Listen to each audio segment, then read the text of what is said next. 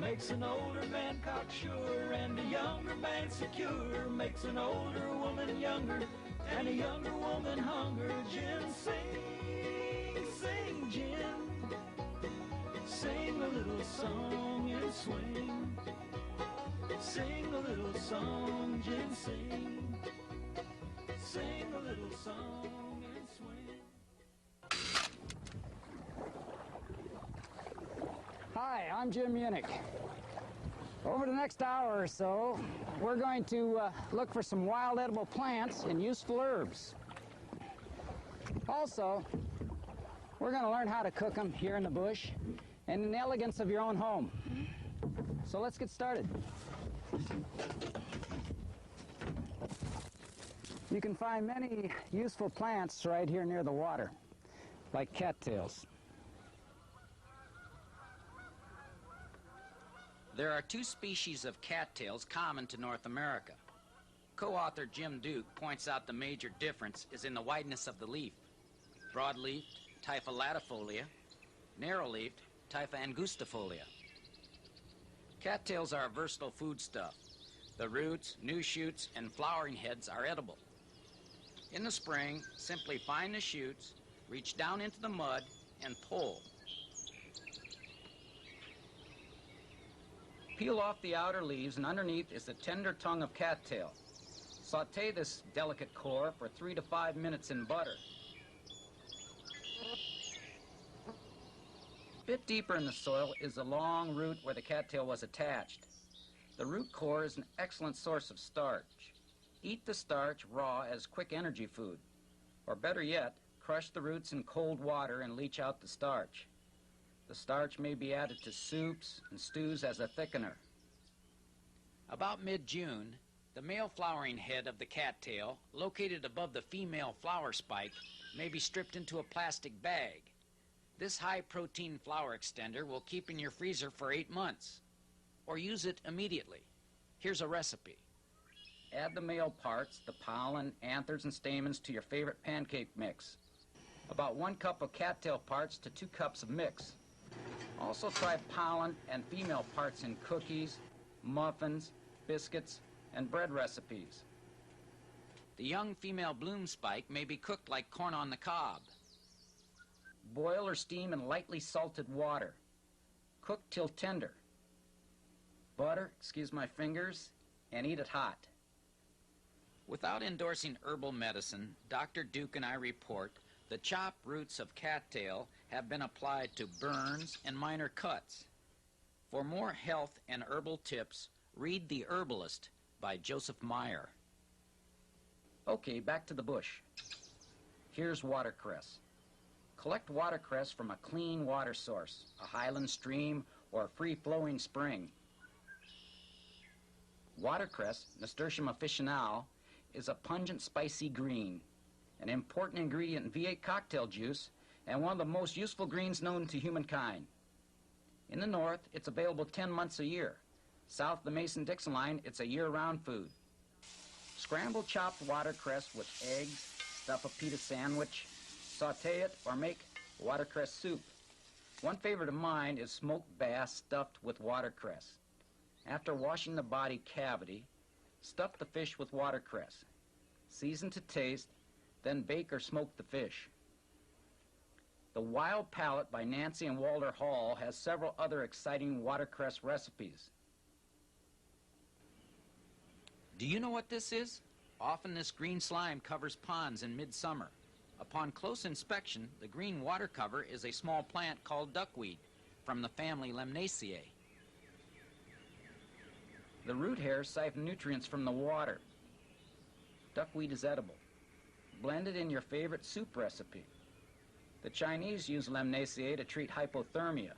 It also relieves flatulence and is used to treat acute kidney infections. For more medicinal uses of duckweed and other herbs, read Dr. Duke's Handbook of Medicinal Plants from Quarterman Press. Next, reed shoots. Reed grass, Phragmites communis, is found around the margins of streams and in wet lowlands. The root of reed grass, like cattail roots, may be harvested and leached of its starch. The first shoots of spring may be eaten raw, but are best steamed until tender. Simply chop the new shoots to a manageable size, place them in a steamer. They are ready to eat in 5 minutes. In the fall, seeds may be stripped, crushed, and cooked with berries, or ground into flour, or cooked in whole gruels and soups. This is wild rice, Zizania aquatica. Wow, these scientific names are tongue twisters. To avoid stumbling along here, from now on I'll just give you the common names of the plants. If you want to get technical, refer to the alphabetical genus species index accompanying this tape. Anyway, wild rice is a tall grass found growing in shallow, clean water. The seeds may be harvested in August and September. Timing is critical. Check your stand of wild rice often. Mature seeds drop off easily. Return every other day to maximize the harvest. To thresh the husk from the seed, use a rolling pin. Simply roll back and forth over the grain. The simplest way I know to cook wild rice is to boil 2 cups of water lightly salted, enter a cup of wild rice, cover and simmer for 35 minutes.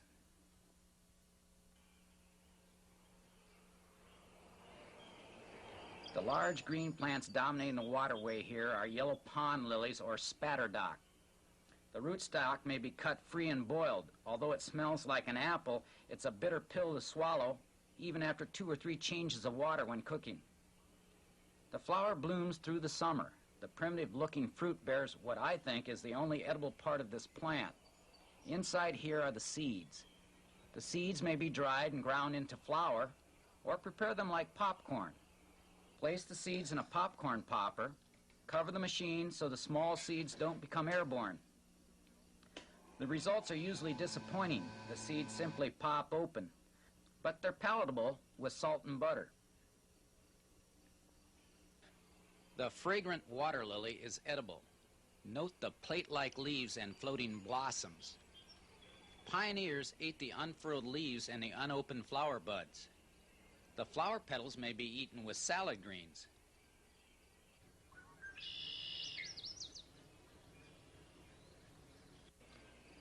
Arrow arum, for all intents and purposes, is not edible. Some may argue the point, saying the burning alkaloids may be dried out of the seeds and roots. Even so, the bitter taste of the prepared plant is unfit to eat. Keep in mind, the arrow arum flower and mature fruits are also poisonous.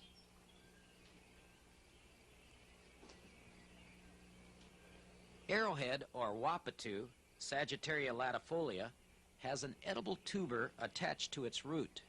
Don't confuse this plant with arrow arum. Arrowhead, or wapatu, leaves are palmate. That is, all veins run out from a single source like fingers on the palm of a hand. Arrow arum has pinnate veins. Note how veins run out from the midrib that dissects the leaf. Anyway, the arrowhead tuber may be harvested in the fall, winter, or spring. Over here, just popping out of the water is pickerel weed. The leaves and seeds can be eaten. The leaves are most tender in the spring while they are unfurling beneath the water. Cook it as a pot herb. The flower petals may be added to salads. Pickerel weed veins spread from a single source at the base of the leaf and converge at the top. Swamp dock is a survival green, too tough to eat when mature, but it may be steamed or boiled when it first emerges. Several species of dock, swamp, sour, curled, and yellow, produce edible seeds in late summer.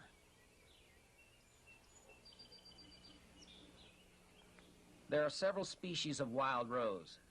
Their flowers give rise to the famous fruit rosehip, an excellent source of vitamin C available in late summer and autumn. Rose petals and rose leaves may be dried and used for tea. Too delicate for my taste, however.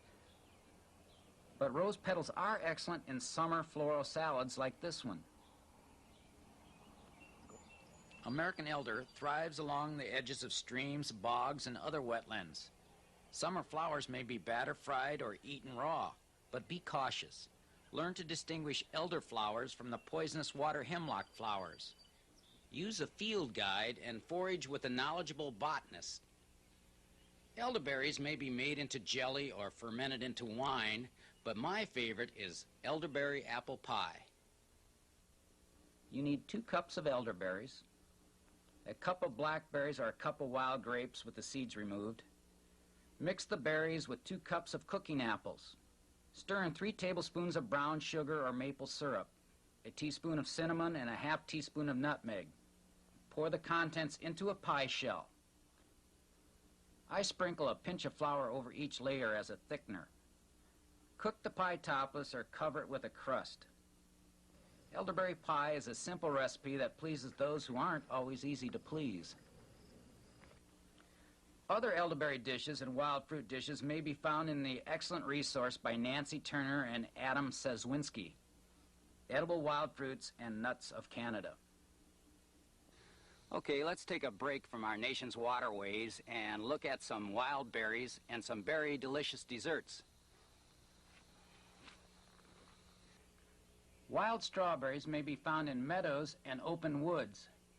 Harvest time is June. A favorite strawberry recipe combines 1 whole seedless orange, peel and all, with a cup of strawberries and a cup of blackberries or mulberries.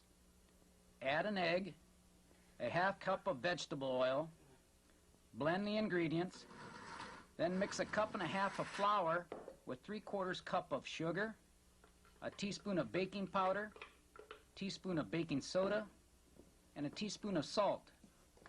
Add a half cup of raisins and a cup of nuts.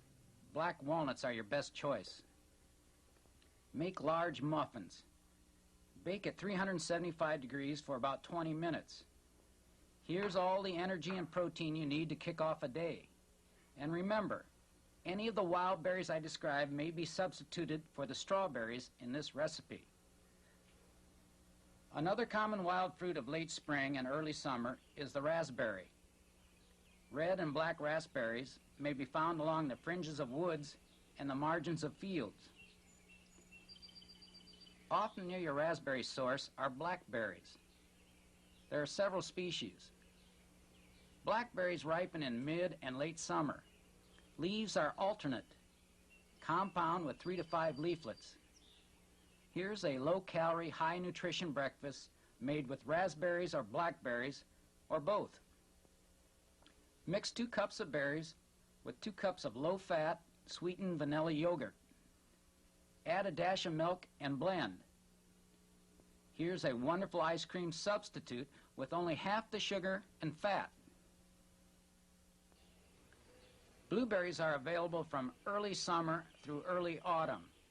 There are several species of blueberries found in highlands, lowlands, open lands, and wooded areas. For a simple blueberry treat, pour a bowl of frozen blueberries, then cover them with half and half cream or whole milk. If dieting, use low-fat milk.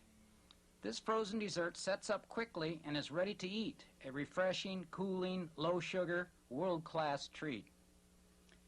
In woodlands and along the margins of woods, you may find gooseberries and currants. There are several species. This dangerous-looking but harmless berry is ready for harvest in midsummer. Not far from the gooseberries are mulberries. There are red, white, and black varieties. Do not eat the unripened fruits and leaves because they are slightly hallucinogenic. But the ripened fruits are very edible. Mulberries, gooseberries, and currants may be combined or used separately to make fudge. Gently cook a cup and a half of gooseberries, or in this case mulberries, until hot. Mash the berries through a fine sieve to separate the juice. Mix in 2 cups of sugar, add 3 tablespoons of butter, then reheat slowly to dissolve the butter. Bring the pan to a boil over medium heat. Do not stir. Let the mixture form a hot, soft ball between 235 and 240 degrees on a candy thermometer. Cool till warm. Then whip the mixture with a wooden spoon for a few seconds. Press the fudge into a buttered pan and cut pieces. Eat immediately or cover and refrigerate. When serving kids, have lots of room and sufficient water. Wild grapes, the leaves and fruits are edible. They are found nationwide, clinging and climbing trees, walls, and fences. Wild grapes may be dried in the sun for about 3 days to make raisins. Remember, grapes may be used in the elderberry pie mentioned earlier. Another abundant berry is the sumac berry. Here is the flower of dwarf or winged sumac. These red berries of staghorn sumac may be collected, then stripped from their heads. Discard the stems and heads, then soak the cotton-covered berries in hot water to extract a lemonade-like drink. Add sugar and serve. An excellent field piece for discovering these wild fruits and many others is the Field Guide to North American Edible Wild Plants by Elias and Dykman, available from Outdoor Life Books. In quick order, here are some wild useful herbs that you can use in the home, and you can grow them around the home. As you can plainly see, the ubiquitous plants in my lawn are dandelions. My colleague, Jim Duke, once ate 100 dandelion flowers every day for a week to see if the vitamin A would turn him yellow. It didn't. Dr. Duke also has a taste for the seeds and the pickled root. All dandelion parts, leaves, crowns, roots, and flower petals are edible. The seeds are a favorite food of goldfinch. Dandelion leaves are best in early spring before they flower. Older, bitter leaves may be improved by soaking them for an hour or so in a bowl of water with a teaspoon or so of baking soda mixed in. Dandelion leaves are high in A, C, and B vitamins. The crown of the plant, the whitish area just below the leaves and above the roots, may be deep fried. First, coat crowns in your favorite tempura batter. Then deep fry. Try it. You'll be glad you did. Dandelion tea made from roots has been used as a laxative, blood purifier, and diuretic. Recent evidence suggests dandelion tea may rejuvenate the alcoholic's liver. Another interesting source book about herbal pharmaceuticals is the Barefoot Doctor's Manual from Running Press. Chickweed is a common ground cover and excellent food. It may be eaten raw or cooked. Dr. Duke tells me chickweed is a cure for obesity, but alas, like so many herbal remedies, he has used it with little success. Anyway, sprinkle the flowers in with the leaves when preparing a salad. Stew chickweed with rabbit, chicken, or beef. Just add 4 cups of flowers, leaves, and stems to the pot. Mix in your favorite stewing herbs, enter the bird, bunny, or in this case, beef roast, then brace yourself for a magnificent feast. We're doing this one pit style. Place the Dutch oven in a hole, cover it with cattail leaves and 2 or 3 inches of muck or earth. Build a fire over the pit, then cook lunch over the fire. The roast underneath will be done for dinner.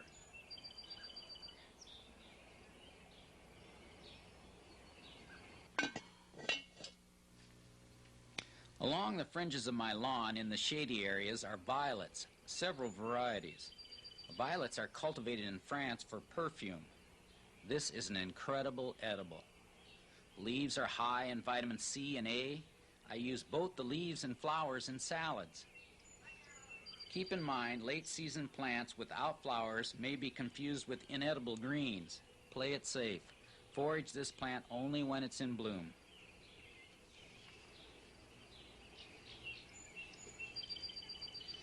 Did you ever step barefoot on one of these? Ouch! This is bull thistle, a biennial. These barbed leaves are the first year's growth. Roots may be boiled and then sliced and stir-fried. Wear gloves when harvesting roots and leaves. Strip off the spines with a knife. Without the armor, the leaves may be eaten raw or cooked. The flavor is similar to celery. Harvest leaves in both the spring and fall. In summer, the flower petals may be sprinkled over salads. According to Duke, some folks steam, then eat the outer green bract around the flower heads like artichokes.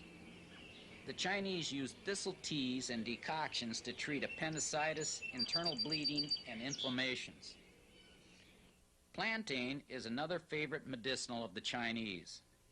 Barefoot doctors use the whole plant in a tea to clear fever and promote healing. Plantain is best harvested before this flower stalk appears. New leaves keep coming all year. Use young, tender leaves in salads.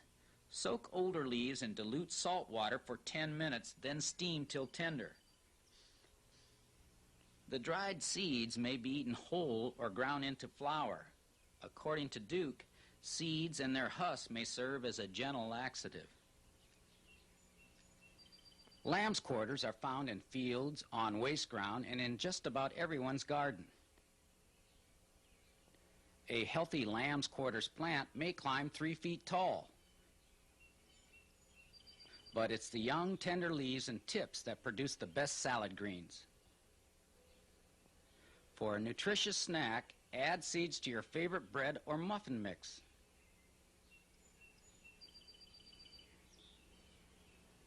As a pot herb, boil lamb's quarters for 5 minutes with mustard greens and dandelion leaves.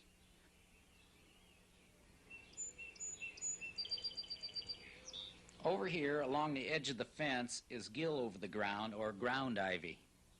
Available all year long, the leaves may be dried and steeped in hot water for about 10 minutes. Some like this tea, not me. Not much to it. Henbit looks like ground ivy, but is an erect plant. It's found around the fringe of fields and the edges of yards. The young leaves and flowers of spring may be added to salads. Cook the whole shoot in vegetable soups and stews.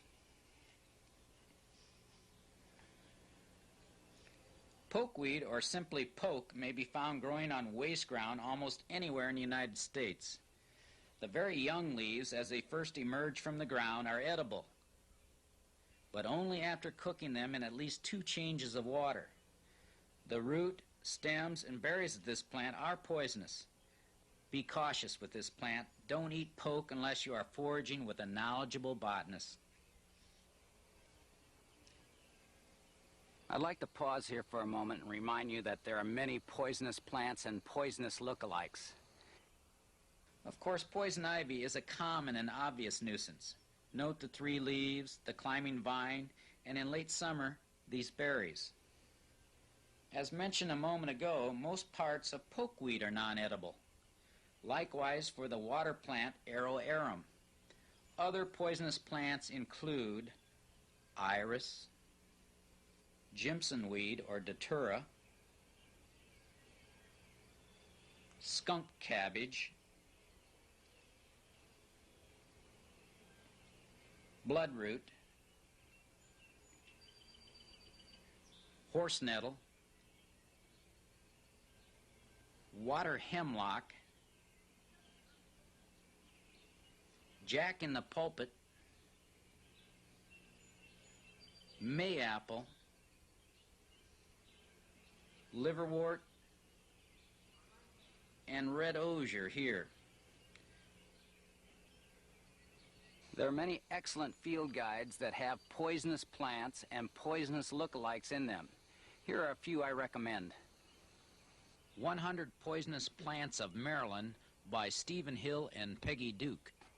Also, there's Dr. Duke's Handbook of Medicinal Plants from CRC Press. And Edible Wild Plants by Elias and Dykeman from Outdoor Life Books. Okay, back to my yard. This is pepper grass. As a kid, I used to munch on these seeds. You may add them to a salad. The young leaves, when they first emerge, are edible but bitter. Use them sparingly. Wild asparagus is typically found along roadsides and fence rows. Best pick it away from the road where it won't be tainted with benzene, lead, oil, and other auto pollutants. Discover your wild asparagus crop in the fall when the large adult plants are easiest to see. Mark the spot, then come looking for the good stuff next spring, about mid to late May. Cinquefoil grows in my yard and may be found in fields and on waste ground. The leaves make an herbal tea that, taste-wise, ranks right down there with rosehip and ground ivy. Fact is, pioneers used the bitter tea as a gargle and mouthwash. Wild carrot is a biennial. The second year's growth gives rise to the flower many call Queen Anne's lace. The root of this plant smells and tastes like domestic carrot, but is tough and woody. Make certain before using wild carrot that it has the characteristic carrot smell. There are some poisonous look-alikes, but only carrot smells like carrot. Wild carrot is good in vegetable stew. It imparts the carrot flavor. And if you eat carefully around the root's pithy core, there is substantial soft tissue to devour. Burdock is a common garden nuisance. In June or July, dig the first year's root of this biennial.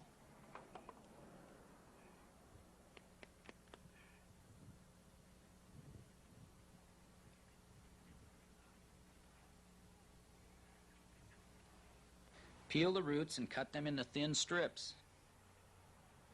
Boil the strips in water. If bitter, use 2 changes of water. Serve hot under a pat of butter and a dollop of sour cream. A mock celery soup may be made with the young leaf stems of burdock. Add burdock, wild carrots, and wild onions to chicken stock. Cook, season, and serve. Jerusalem artichoke, a member of the sunflower family, produces a large edible tuber. This plant may be found along roadsides. Add the tubers to your garden and you will have a substantial food source that will continue to reproduce year after year. Harvest the Jerusalem artichoke roots in the fall, spring, or winter. The tuber may be sliced and eaten raw. It has a taste similar to water chestnut. This plant is worth looking for. Other members of the sunflower genus bear edible seeds in late summer and early autumn.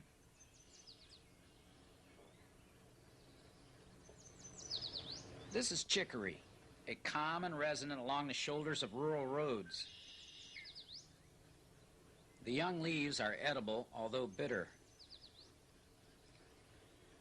Down New Orleans way, they dry the root of chicory, grind it, and blend it with coffee. White or weeping willow here and black willow here, sometimes called marsh willow, have received much notoriety lately as a medicinal.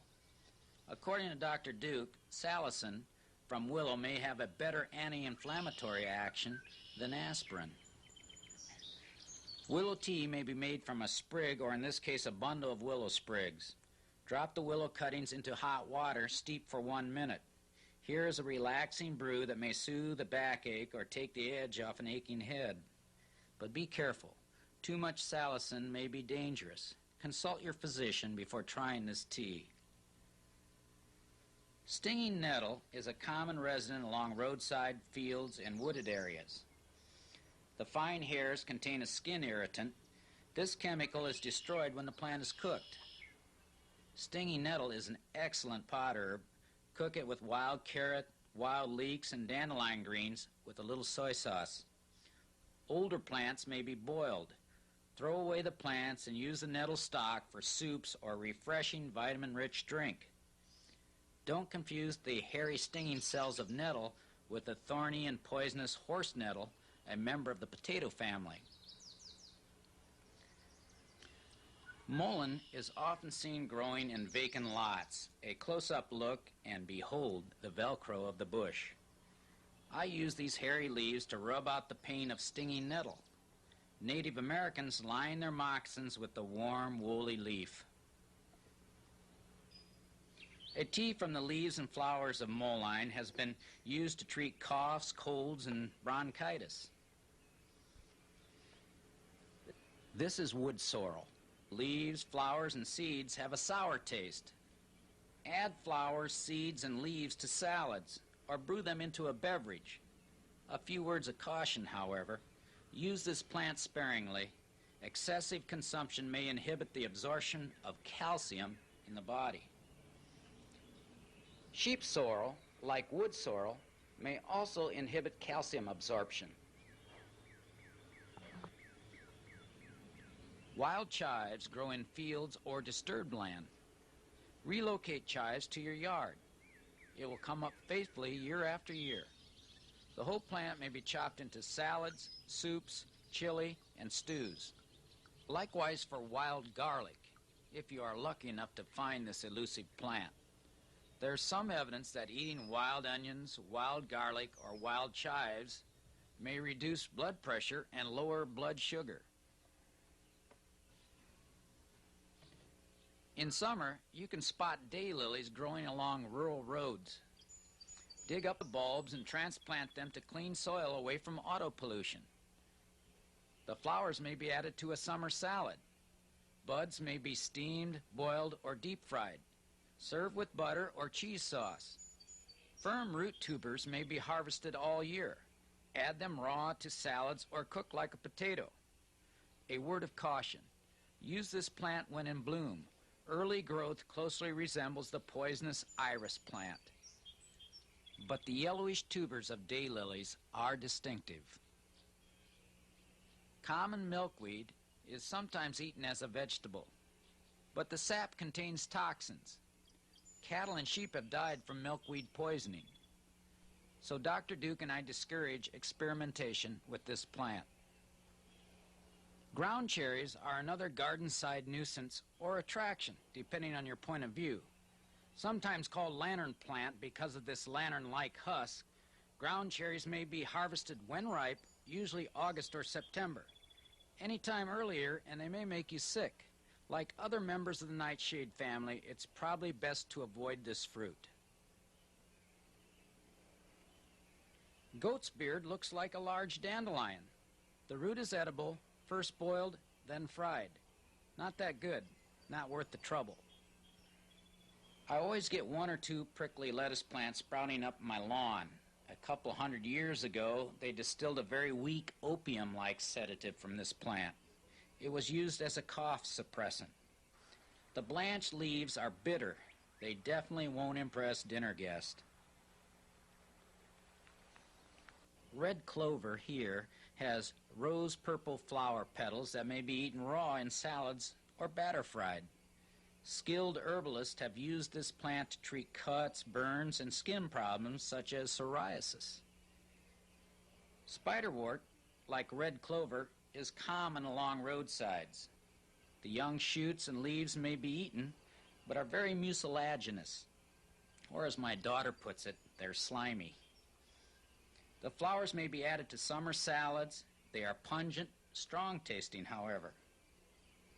Comfrey is a herb that takes naturally to a pot.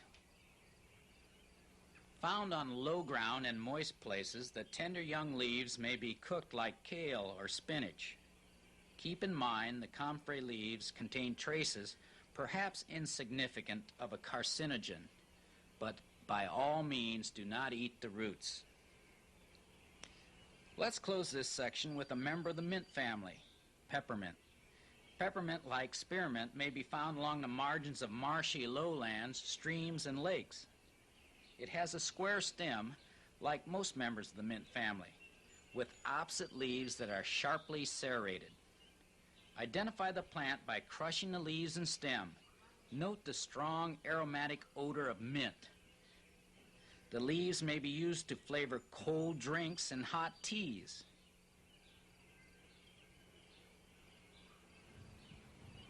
Okay, before we move on to a deep, dark woods, here are some foraging rules you should adhere to. Number 1, before eating any wild plants, study with an expert, or take the plant to an expert for identification. Rule 2, after positive identification of a plant, taste only a small amount of it. This precaution may protect you from allergic reaction. 3, beware of the carrot family. Water hemlock and other members of this family are extremely poisonous. Learn to distinguish hemlock here from American elder here before eating elderberries. Dr. Duke and I do not endorse herbal medication or medical self-diagnosis. Forage where plants are abundant. Learn to transplant plants to areas where they have disappeared. Over the next 20 minutes, we're going to follow this guy into a wet woods. 3 plants of a wet woods you are bound to stumble over in the spring are hepatica, skunk cabbage, and marsh marigolds. These 3 plants are inedible, but have been used for years and years as herbal pharmaceuticals. Hepatica, or American liverwort, is one of the first flowers to bloom in March or April. Small amounts of the roots and leaves of this plant have been used to treat indigestion and disorders of the kidney, gallbladder, and liver. Beware, however, large amounts of hepatica are poisonous. Use of this plant is reserved for a skilled herbalist. Skunk cabbage smells like its name. The flower is a primitive spathe covering a spadix. Skunk cabbage roots are occasionally used as medicinal. First, they must be thoroughly dried to reduce the burning oxalate to harmless crystals. Herbalists make an infusion of this tea from the dried root. According to Malcolm Stewart in his book, The Encyclopedia Herbs and Herbalism, skunk cabbage root is most commonly used as a mild sedative. Be advised, the plant is poisonous, and juice from the fresh plant may cause skin blistering and will severely burn the digestive tract if eaten. Again, only experts should handle this plant. The leaves of marsh marigolds, sometimes called American cowslip, have been eaten as a pot herb in the spring before the flowers open. But this is risky practice. They must be cooked in several changes of water because they are very bitter. For my money, not worth the time or trouble. In view of the caustic nature of this plant, it's best to avoid it. Jack in the pulpit, or Indian turnip, is found in rich soils, generally a woods or a shady lowland. Like skunk cabbage, this plant contains calcium oxalate and is not edible raw. Indians used to slice jack in the pulpit roots and dry them, deactivating the calcium oxalate. The dried root was then sliced, cooked, and eaten like potato chips. Mayapple is another common plant of the woods that, for the most part, is poisonous. The fruit is edible in the summer when soft and ripe. Knowledgeable foragers carefully gather the ripe fruit and use it in pie fillings and jellies. Remember, this plant is poisonous except for the pulp of the ripe fruit. This very young ground cover is jewelweed or spotted touch-me-not. In the spring, jewelweed may be eaten raw, steamed, sautéed, or stewed. The summer flowers may be candied and deep-fried. The soft parts of jewelweed, the flowers, stems, and leaves, may be rubbed over your skin as an antidote to poison ivy or stinging nettle. Here's a delightful herb. Spring beauties bloom in May in rich, wet woods. Note the delicate cluster of flowers and lance-like leaves. Native Americans and pioneers loved this edible. At the root is a small tuber called a corm. Peel the outer skin off before eating. This is great trail food, but like so many spring flowers, your window of opportunity is short. Spring beauties are available for only a few weeks in April and May. Come June or July, there's not a trace of the plant above ground. Next, a couple of lookalikes. Solomon seal here, and false Solomon seal here. Both plants are said to have edible parts. True Solomon seal has flower umbels in the notch of each leaf. False Solomon seal has a flower spike at the top of the plant. The young shoots of false Solomon seal are said to be edible, but berries may be emetic. That is, they may cause you to vomit. Rootstocks of false Solomon seal are inedible. Young shoots of true Solomon seal are fair as a trail food, steamed or cooked with mixed vegetables. This plant should be judiciously sampled. Large quantities may be harmful. Inside each fruit are several seeds that may be transplanted into your herb garden. This is a beautiful herbal that needs little care and has a different look each season. For naturalists who would like to start a wildflower garden, Harry Phillips' book, Growing and Propagating Wildflowers, is a must. Available from the University of North Carolina Press. Bloodroot was used by Native Americans to produce a red dye. The dried root was also used to induce vomiting. But ingesting bloodroot may be fatal. Never eat this plant. Also, avoid getting the red juices of the plant in open wounds, a caustic and painful mistake. There are several varieties of Trillium. The leaves and flowers are said to be edible, but for my taste, members of this genus are too pretty to eat. Trillium and related species are excellent transplants. Get permission from the landowner, then dig up the entire plant with at least an 8-inch earth ball. Locate in the shade in rich soil. Not far from water, usually on a shady bank in a wet woods, you may find ramps or wild leeks. Here's a premium quality food. The leaves, stems, and bulbs are edible, marvelous in stews and soup, or simply sautéed in the wild, in this case with cattail shoots.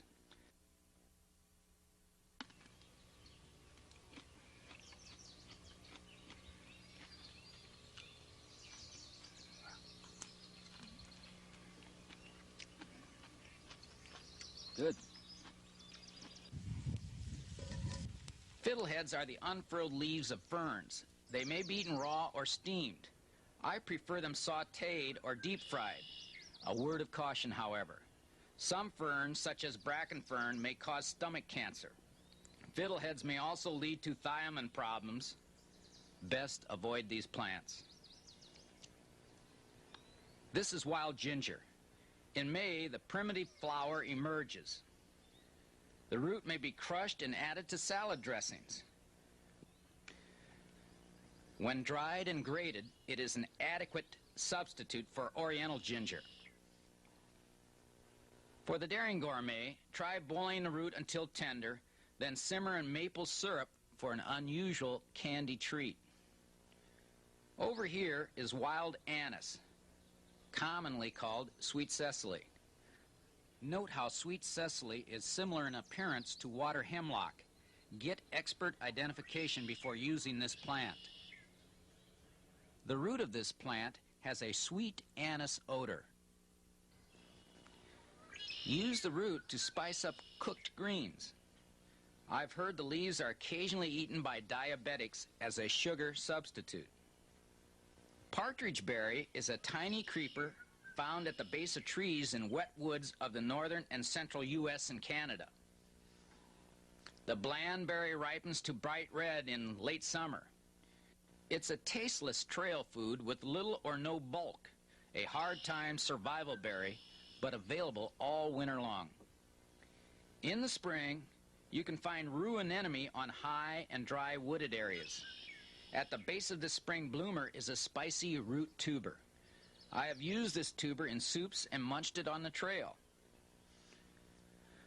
There is little documentation as to its edibility, so let prudence be your guide. Don't eat rue anemone until authoritative information becomes available. Wintergreen. There are several species of this plant in North America. This is creeping wintergreen or checkerberry found in the eastern half of the U.S. The flower forms an edible berry that turns from white to red by late summer. They may be available all winter, if not gobbled up by late-season foragers. Add the summer fruits to pancake and muffin mixes. The leaves make a delicate tea or munch them as a breath freshener. Cleavers or goosegrass may be found in woodlands, along streams, and in vacant lots. Also called bedstraw, cleaver leaves may be added to salads in early spring, but tough, mature leaves must be cooked. During April and May, in many wooded areas or old apple orchards, morel mushrooms may be harvested. But be careful. As you know, many mushroom species are deadly. Forage with an expert. Seen here are small gray morels. The gray and black variety here may be eaten raw or prepared in a million other ways. The giant puffball is found on rich soil in shady areas. It may be cooked like an edible mushroom. But before eating, cut it open and be certain its flesh is white and not yellow. Also avoid this plant if gills or a rudimentary stem are inside. The trout lily, or dog-tooth violet, has mottled leaves. The young leaves may be boiled for 10 minutes and eaten, but we can't guarantee they are salubrious. The real beauty of the trout lily is in the eyes of the beholder. As a foodstuff, it's best left alone.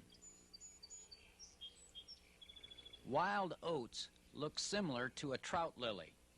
The early shoots may be eaten, but I recommend you use them sparingly. Toothwort has a spicy, pungent rootstock. There are several species in North America. Eat the roots of toothwort as a trail food, or chop the root into garden salads.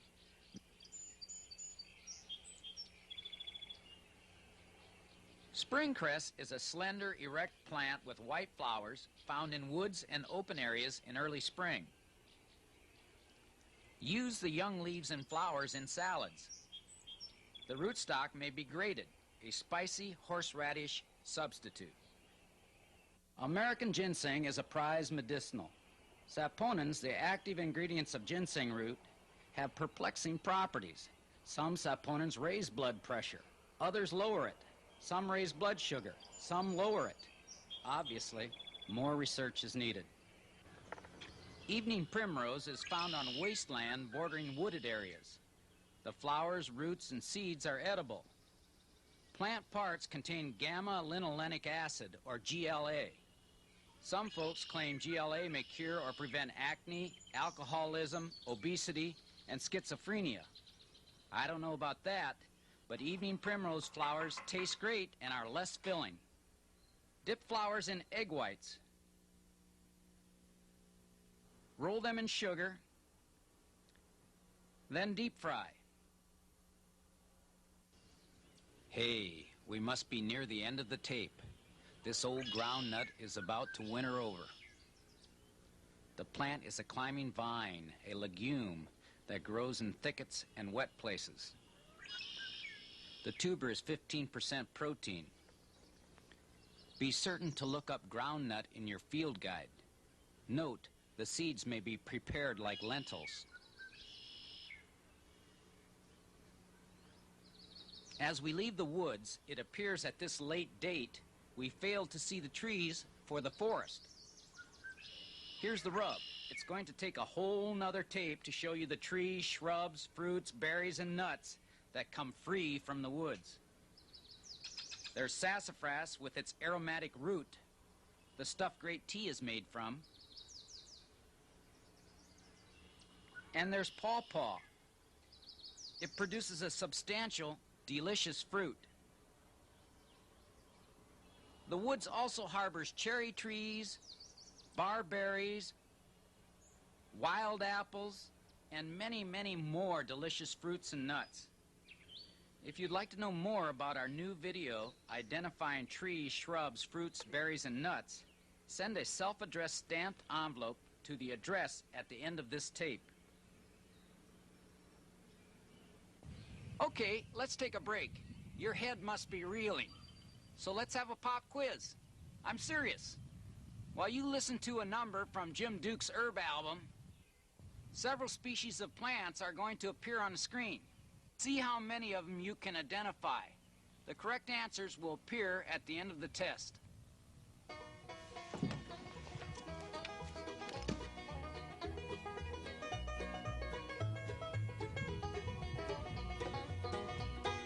White men say to the red man, is this the promised land? Groundnuts and wild rice and turkey in the hand. Groundnuts and wild rice and turkey in the hand. White men say to the red man, just look what you have got. Wild rice and wild thyme and turkey in the pot. Wild rice and wild thyme and turkey in the pot.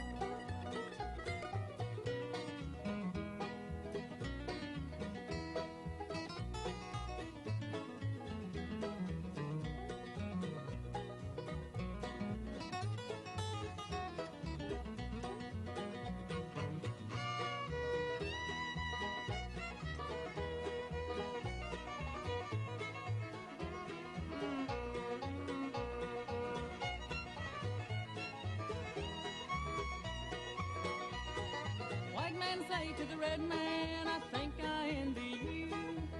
Wild rice and artichokes and ground nuts in the stew. Wild rice and artichokes and ground nuts in the stew. Red man say to the white man, do you really have to push red man and greener land and turkey to the bush? Red man and greener land and the turkey to the Well, you got this one right, right? But how did you do with the rest? 1 was wood sorrel. 2, cleavers or goosegrass. 3, staghorn sumac. 4, cattails. 5, plantain. 6, spatterdock. 7, wild grapes. 8, duckweed.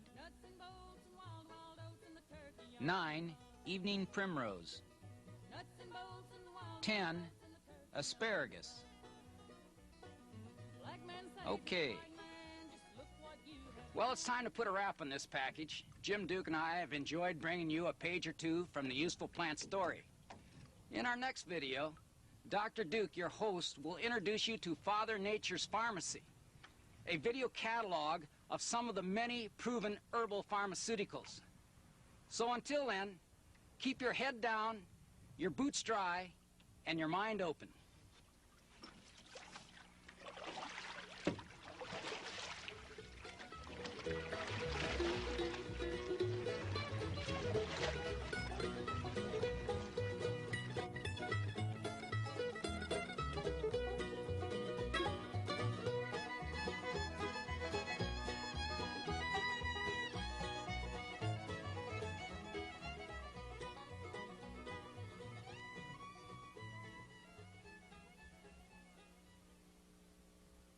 Some other valuable wild plant resources are the Audubon Society's Field Guide to North American Wildflowers, Houghton Mifflin's Field Guide to Edible Wild Plants by Lee Peterson, The Wild Harvest by Terry Domico from Hancock House, and Wildflowers of Indiana Woods by Runkle and Bull.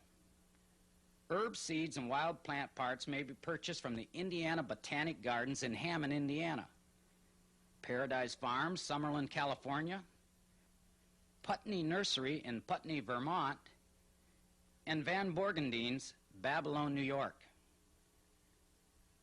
Dr. Duke's book, Living Liqueurs, is an excellent how-to on brewing homemade liqueurs.